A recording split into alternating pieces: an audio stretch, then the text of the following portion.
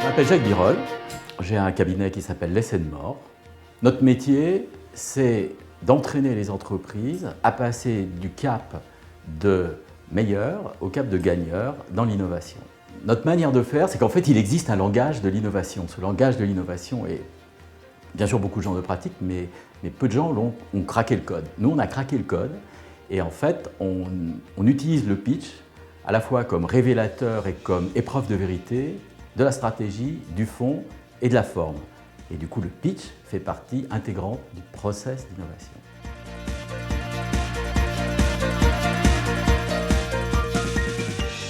Alors, on applique ces méthodes auprès d'entrepreneurs, d'abord, en atelier. On applique ces méthodes dans des grandes entreprises, dans des gens qui ont des projets et qui doivent les faire valoir. On applique ça dans les grandes écoles, parce que là, au niveau de la connaissance, avec des vrais cours. Et ce qui est intéressant, depuis quelque temps, on accompagne les entreprises de BPI France Excellence, qui sont quand même les 2000 entreprises sur lesquelles la France compte le plus, à présenter de manière incisive en partant de cette approche.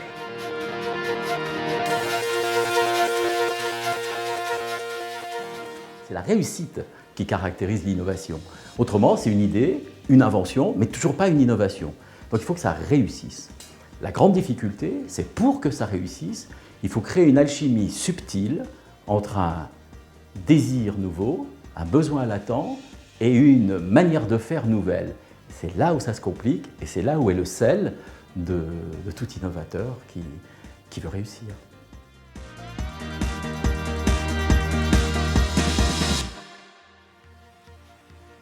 Absolument glorieux. Je pense qu'on est dans il se passe en France des choses qu'on n'aurait jamais imaginées il y a 5 ans. Et ce n'est que le début.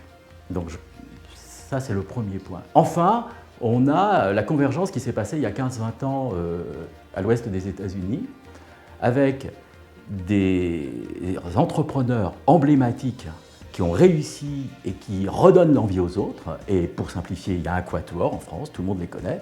Ce quatuor joue un rôle essentiel parce qu'enfin, il y a un modèle. La deuxième chose, c'est qu'effectivement, il y a une institution financière au milieu qui s'appelle BPI France et qui non seulement amène maintenant des ressources financières, mais surtout amène une dimension de mental collectif qui est en train de créer ce point de bascule. Et voilà, et je pense que c'est vraiment un moment historique en ce moment. Sachant que le grand moment historique, ça sera l'année prochaine.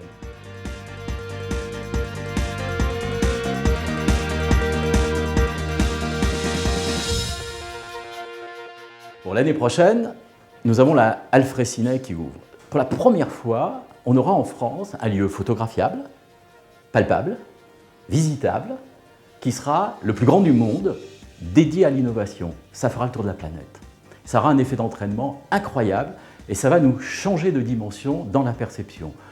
Si je simplifie, d'une perception de suiveur, on va passer à une perception d'attracteur et ça sera vraiment un moment de point de bascule.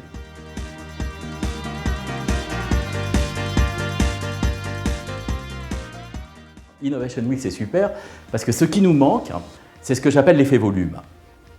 L'innovation, ça marche s'il y a de l'effet volume, mais du grand volume. Ce qui fait que les États-Unis marchent, c'est le grand volume. Et plus on va créer de l'innovation, du volume autour de l'innovation, plus on en aura, plus ça marchera et plus ça entraînera. Ça fait partie des initiatives qui créent cet effet volume. Il faut savoir que la Suisse y est arrivée, qu'Israël est arrivé, et je ne vois vraiment pas pourquoi nous, on n'y arriverait pas. Et donc, plus on fera d'effet volume, plus ça sera formidable.